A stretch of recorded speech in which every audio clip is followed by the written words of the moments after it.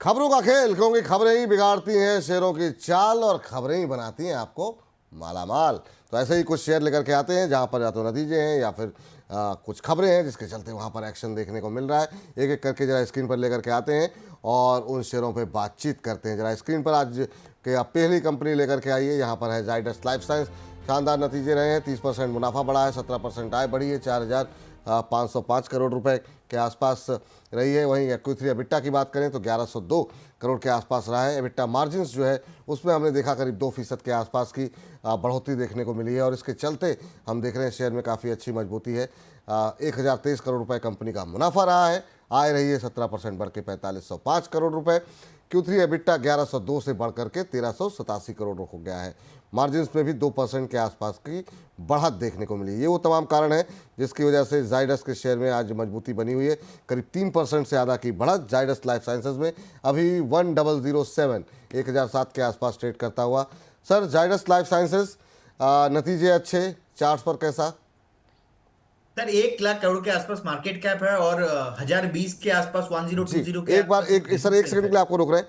अपने PCR team को बता दें, जाइडस लाइफ साइंसेज की बात हो रही है तो वो अभी जो है 1007 के आसपास ट्रेड करता हुआ। जी सर, कंटिन्यू कीजिए आप।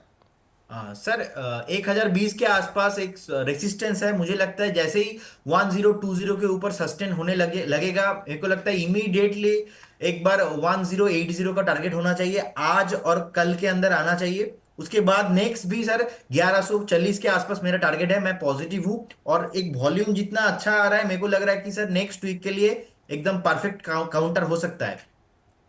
अगले वीक के लिए परफेक्ट काउंटर हो सकता है। लेवल्स जो बताए गए हैं उसका अवश्य ध्यान रखें आप लोग, क्योंकि इस समय लेवल्स जो है वो काफ़ी अहम भूमिका जो है इस समय निभाते हुए दिखाई दे रहे हैं। और एक बार अगर स्टॉप लॉस कट गया और उसके बाद भी अगर आप होल्ड कर रहे हैं तो फिर आपके लिए मुश्किलें बढ़ सकती हैं। अगली कंपनी स्क्रीन पर और देखते हैं यहाँ पर क्या कुछ कह रहे हैं नतीजे। रिलायंस पावर ने जो है शानदार नतीजे दिए हुए हैं। 1,998 करोड़ रुपए से बढ़कर के कंपनी की आय में काफ़ी अच्छा बढ़ोतरी रही है। खर्च में कंपनी ने कटौती की है और ये वो कारण है जिसकी वजह से आज रिलायंस पावर में मोमेंटम बनता हुआ। 41,95 करोड़ रुपए का कंपनी ने मुनाफा दर्ज किया है, जो कि 1,100 करोड़ रुपए से ज़्यादा का घाटा पिछले साल जो है इसी तिमाही में कंपनी ने दर्ज किया है।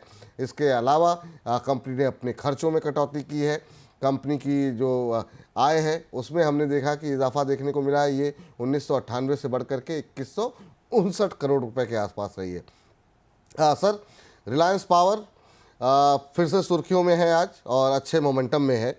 अभी क्या करना चाहिए? क्या रिजल्ट्स को लेकर के ध्यान में रखते हुए कोई पोजीशन होनी चाहिए या फिर अभी अवॉइड करना चाहिए? क्योंकि वॉलेटिलिटी काफ़ी ज़्यादा रहती है रिलायंस पावर के शेयर में। पिछले एक महीने में 3% के आसपास का नेगेटिव रिटर्न जरूर दिया है, लेकिन पिछले 6 महीने में अगर हम देखें तो शेयर ने काफ़ी अच्छा रिटर्न शेयर के अंदर आता हुआ दिखाई दिया है। ये सर डेफिनेटली लास्ट 6 मंथ से सर परफॉर्मेंस अच्छा हुआ है, लेकिन प्रॉब्लम इस काउंटर में सर ये है, लास्ट 10 साल में कोई रिटर्न दे नहीं पाया और लास्ट 5 साल में भी कोई रिटर्न दे नहीं पाया, लास्ट 4 साल में भी सर कोई रिटर्न दे नहीं पाया। लास्ट 2 साल से थोड़ा बहुत परफॉर्मेंस हो रहा है। 21 के बाद से हम देख रहे हैं कि 20 के आसपास था, अभी 42 हो गया। लेकिन एज ए इन्वेस्टर जब मैं देखता हूं कि मैं फंडामेंटल जो बढ़िया स्टॉक में ढूंढता हूं, वो स्टॉक सर रिलायंस पावर नहीं है। ये जो अभी ऊपर आया है सर, ये एक इमोशनल बाइंग हो रहा है अभी यहाँ पे। मेरे को लगता है कि सर 55 इज ए जोन, जब तक 55 के नीचे है तब तक यहाँ पे बाई नहीं करना चाहिए, क्योंकि लास्ट सर 7 से 8 साल कोई भी परफॉर्मेंस नहीं हुआ है। 2015 का भी सर हाई देखेंगे ऑलमोस्ट 106 के आसपास है। सो यहाँ पे इन्वेस्टर्स को फ्रेश बाई करना इग्नोर करना चाहिए।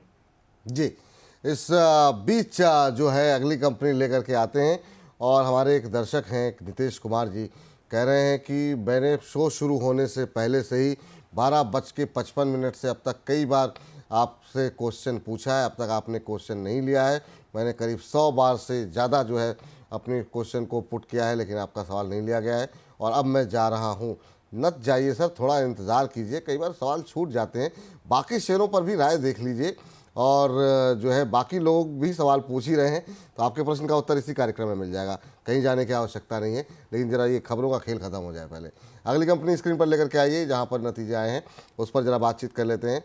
और यहाँ पर जो नतीजे आए हैं वो हैं कमिंस इंडिया के। मुनाफा 13% बढ़ करके 514 करोड़ रुपए, आय में करीब करीब 22% की बढ़ोतरी रही है और ये 3800 करोड़ रुपए के आसपास रही है। EBITDA 11.5% बढ़ करके रहा है और EBITDA मार्जिन जो है वो उसमें हालांकि गिरावट देखने को मिली, 19.4% के आसपास रहा है कंपनी का मार्जिन, जो कि पहले करीब करीब 20.5 के आसपास होता था। अभी अगर हम देखें क्यूमेंस पे कि क्या स्थिति देखने को मिल रही है, तो यहाँ पर आधे फीसद की अब मजबूती बची हुई है। 2939 का भाव देखने को मिल रहा है। सर, रिजल्ट्स के बाद क्या करना चाहिए क्यूमेंस इंडिया पे, कोई व्यू आपका? सर अभी टॉप से ऑलमोस्ट नियर अबाउट 40% के आसपास नीचे हो गया है, तो मुझे लगता है एक परफेक्ट जोन है फॉर एवरेज करने के लिए। लॉन्ग टर्म चार्ट में अच्छा है और एक मंथली चार्ट पे सपोर्ट भी ले रहा है। और 2740 इज सपोर्ट जोन, जहां से कंपनी हमने देखा कि बाउंस बैक भी कर रहा है, सो एक बार उनको होल्ड करना चाहिए। मुझे लगता है एक बार आपको 3200 से लेके 3500 का लेवल नेक्स्ट 6 से 8 महीने में दिख सकता है। जी। इस बीच नितेश जी, आपसे रिक्वेस्ट है कि एक बार अपना सवाल दोबारा भेज दें। आपका सवाल दिख नहीं रहा है मुझे। वो कई बार ऐसा होता है ना, फिर जब सवाल का फ्लो बन जाता है तो पुराने बहुत सारे जो टिप्पणियाँ रहती हैं वो गायब हो जाती हैं। तो एक बार आप दोबारा भेज दें, आपका प्रश्न जो है इस कार्यक्रम में अवश्य उत्तर दे दिया जाएगा। नाराज़गी जाहिर मत करें सर। खैर, नाराज़गी आप कर सकते हैं जाहिर, लेकिन शो छोड़ के मत जाए। चलिए अगले आगे बढ़ते हैं। कंचन माला जी कह रही हैं, Vipul sir I am big fan of you. Thank you ma'am Kanchan ji. आप लोगों का प्यार बहुत अच्छा लगता है सर मैम देख करके। और इस बीच अगली कंपनी जरा स्क्रीन पर लेकर आइए जहां पर की खबरें हैं और रिजल्ट्स अगले कौन से हैं, नतीजों का असर क्या कुछ देखने को मिल रहा है। जरा स्क्रीन पर इस जो है लेकर के आइए। स्विगी में अगर हम बात करें कंपनी के, अगर हम देखें घाटा बढ़ता हुआ दिखाई दिया है। Q3 EBITDA घाटा जो है 554 करोड़ से बढ़ करके वो भी बढ़ा हुआ है। क्विक कॉमर्स से आय में हमने ज़रूर इजाफा देखा है, करीब करीब 18% के आसपास की बढ़ोतरी यहाँ पर रही है। घाटा 574 से बढ़ करके 799 करोड़ रहा है। EBITDA घाटा 725 करोड़ रुपए हो गया है। वहीं ये जो क्विक कॉमर्स सेगमेंट है उसमें आय ज़रूर बढ़ी है तिमाही दर तिमाही, लेकिन ये तमाम चीज़ें जो मुनाफा कंपनी का घाटा बढ़ता हुआ है वो बाज़ार को पसंद नहीं आ रहा है और इसी के चलते अभी हम देख रहे हैं स्विगी के अंदर गिरावट देखने को मिल रही है 5.5% की, 395 का लेवल।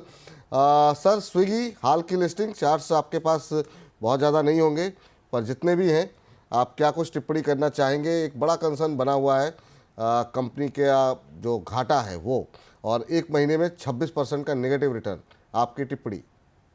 हाँ सर, मुझे लगता है कि इसमें जब बात हो रहा है, एक बार जोमेटो का अगर हम मार्केट कैप देखते हैं तो 2,23,000 करोड़ के आसपास जोमेटो का मार्केट कैप है, और जहाँ पे स्विगी का मार्केट कैप ऑलमोस्ट है 89,000 करोड़ के आसपास। सो अगर मैं स्विगी का अभी चार्ट देखता हूँ सर, यहाँ पे मेरे को लगता है और डाउन साइड पॉसिबिलिटीज है। मेरे को लगता है कि सर 300 के आसपास आ जाएगा नेक्स्ट 6 मंथ पे। 300, 310, 315 is a good fair value. ये अभी भी जो 400 के आसपास ट्रेडिंग हो रहा है, मेरे को लगता है ओवर वैल्यूएशन है। और एक बात सर, थोड़ा टाइम पहले मैंने आपको बताया था कि आईपीओ हाई के ऊपर सस्टेन भी नहीं हुआ, उल्टा जहां पे आईपीओ हुआ था ऑलमोस्ट अपना डे हाई भी था, उससे भी नीचे ट्रेडिंग हो रहा है।